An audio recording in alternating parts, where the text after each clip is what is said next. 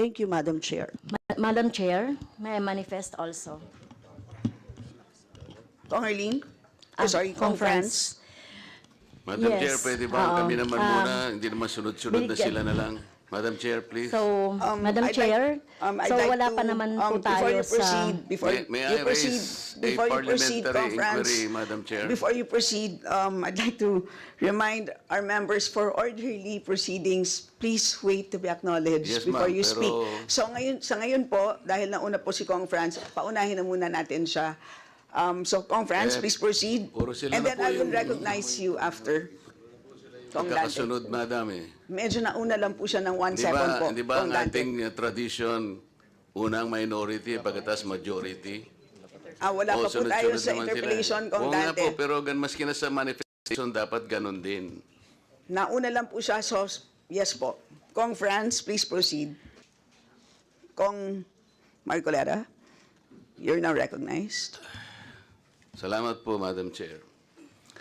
Yung hindi po pagdating ng ating pangalawang Pangulo ngayon, ang suspecha ko po ay dahil sa nangyari na mga pagtatanong nung nakaraang pagdinig. I have heard the volume and the barrage of questions asked by members of this committee to the Vice President.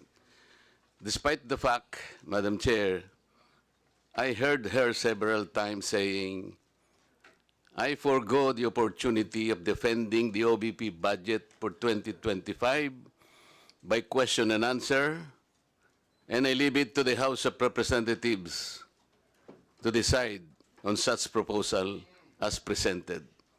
That was the template of an answer given by the Office of the Vice President. Madam Chair, napilitan po akong mag-raise ng parliamentary inquiry. I think I have earned this. If I survive my term up to next year, I would have survived also, or I would have completed 18 years in this institution. And in this length of time, I have observed a tradition. The tradition is the two highest positions of government, namely the Office of the Vice President and the Office of the President, are not traditionally subjected to questions. I have observed this for so long a time. May I refresh the memory of the members of this committee, Madam Chair. In 2022, the Minority Leader, Honorable Libanan, citing courtesy to the Office of the Vice President, took only about 13 minutes to move for the termination of the budget of the Vice President. And after that, the Majority Leader seconded the motion. That was 2022, Madam Chair. Then 2023, no less than the Presidential son, our own Senior Deputy Majority Leader, the Honorable Sandro Marcos, stood up and invoked the long-honored tradition of according courtesy to the OBP, the Office of the Vice President.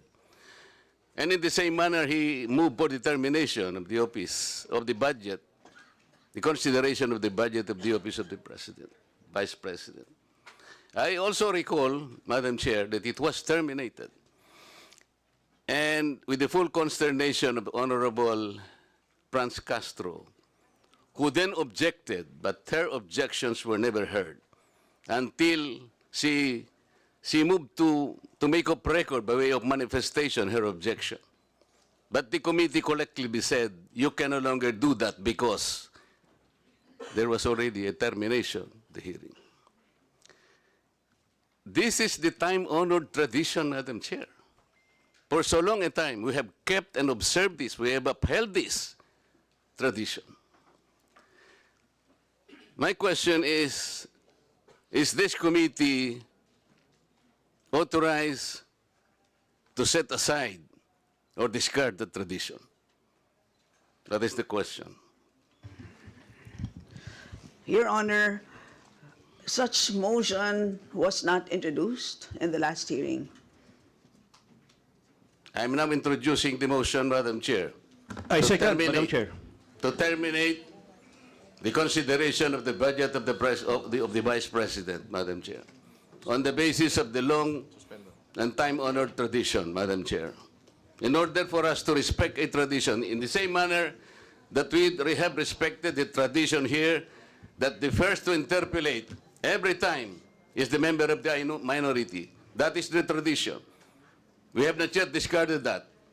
We're observing that because we are honorable members of this Congress. So the question is, why have we discarded that tradition? Is this committee authorized to set aside the tradition? If we are not able to do that, Madam Chair, then I honorably, respectfully now move to terminate consideration of the budget of the office of the Vice President, and I so move. Second, Madam Madam Chair. Chair. Thank you. Madam Chairman, Madam Chair, Madam Chair, Move and seconded. Session suspended. The Honorable Marcoleta, please repeat your inquiry. Yes, in connection to the earlier parliamentary inquiry, Madam Chair, I have already related the value of tradition. Parliamentary procedures, Madam Chair, grow from or are enriched by traditions, experiences, and precedents collectively gathered by the House of Representatives over years, and the institution keeps them well. That is why, from my entry in 2004 or the 13th Congress until today, I have observed the observance of that well-kept tradition. The two highest positions in government, namely the office of the President and the office of the Vice President, were duly accorded with respect and deference. I have observed that. That's why I have relayed to you earlier, in 2022, the Honorable Libanan, invoking courtesy, took him only 13 minutes to dispose the office of the Vice President. And that was quickly moved, quickly seconded by no less than our majority leader. That was in 2022. I'm not going by record, Madam Chair. 2023, I said,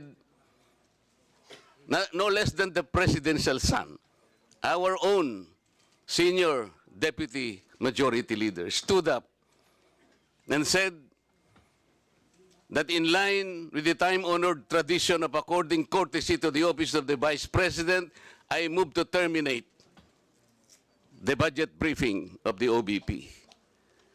And I can recall the Honorable Castro strongly objected. No, that's in 2023. This is by the record.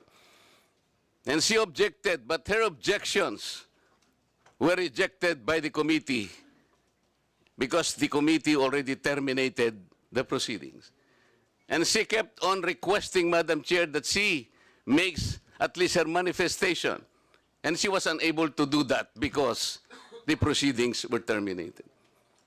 So that, what I am saying, from 2004, when I entered these halls, these hallowed halls, hanggang punto sa sinasabi kong 2023, we have kept the tradition. Ngayon po, kung ano-ano ng mga tanong ang ginawa, in 2023, 22 minutes.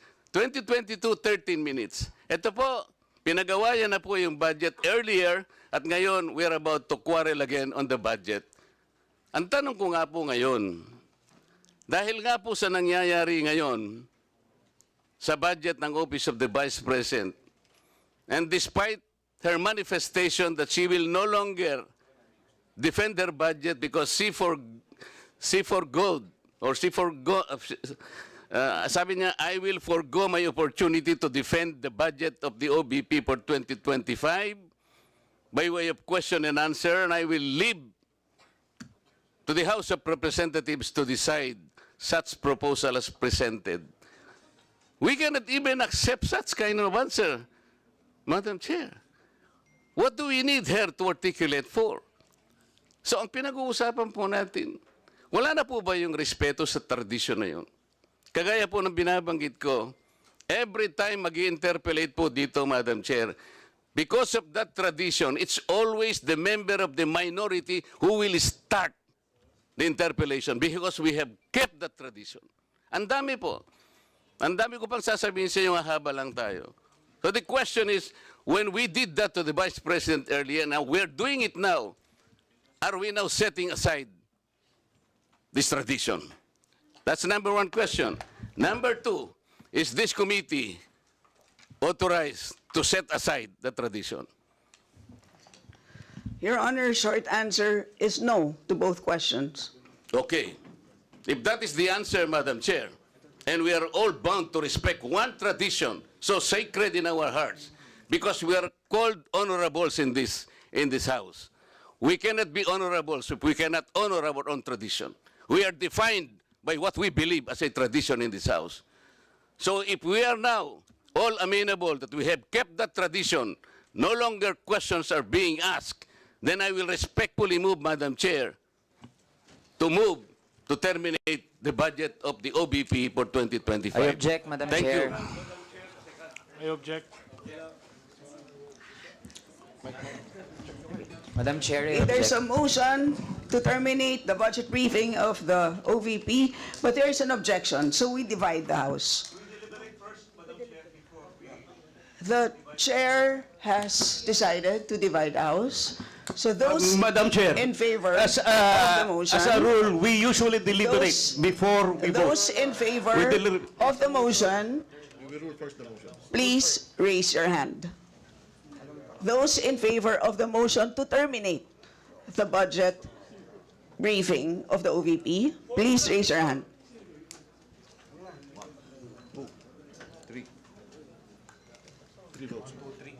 All those against. Those who are not in favor of terminating, raise your hand.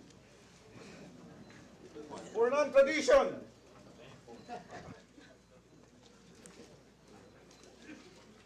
Okay.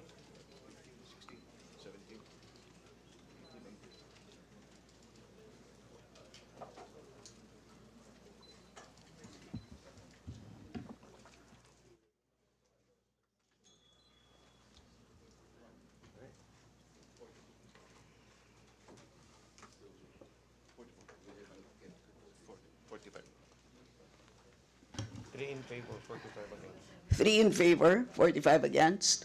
Motion is The motion lost. is Lost. lost. Madam Chair, I thought we have kept the tradition. The tradition is no longer ask any question. That was the tradition. So why are you voting against the motion? The majority of the It- will it's- is it's- always respect. It's The will of the inconsistent with majority the is always tradition that respected. we have already agreed to observe. So we will Yes, Madam proceed Chair. to the next. You mentioned earlier that we will keep up the tradition. You said no. Earlier, For now orderly we voted proceedings, I against. remind the members to please wait to be recognized before speaking. So, the chair now recognizes the Madam budget Chair. sponsor, the Honorable Zia Adyong, to give a recap of what transpired in the last hearing. Madam Chair, Thank you, Madam Chair. Madam Chair, before Madam we proceed with Vice Chair Adjong, can I Yes, explain my um, vote, Madam Chair? Paduano? Can I explain my vote, why I voted against the motion of the Honorable Marcoleta? Just a short lang. You have 1 minute. Thank you po. Madam Chair, tama po. During the previous hearing, wala pong nag-move to terminate the budget. That's number 1 po of the OBP. Number 2 po, the demand or the answers being given by the Vice President during the time. Personally, it does not satisfy this representation. Thirdly, Madam Chair, the courtesy being given to the office of the Vice President is afforded if she is present in the day's hearing. How can you give that courtesy when Faki is absent in the day's hearing, Madam Chair? I might change my vote for that, but Was the the point- was the President of the are Philippines you present? recognized? Please. Congressman, Please I am wait about to be recognized, Madam Chair. Please wait to be recognized. Please proceed, Kong Paduano. You You're have not yet 30 seconds. recognized, Marcoleta. Madam Chair, maybe I will change my vote if the for the motion Marcoleta if the Vice President is present in today's hearing. But he's absent. How can I personally vote for that? Because he's not present in today's hearing, Madam Chair, and that courtesy should be given to those head of office that should be present during the budget deliberation, Madam Chairman. Thank you.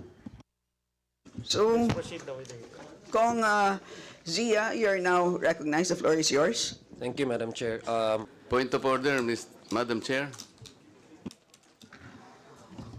What is your point of order? And please explain the rule that is violated. The rule violated, Madam Chair, is our tradition. You just upheld that the tradition will be respected.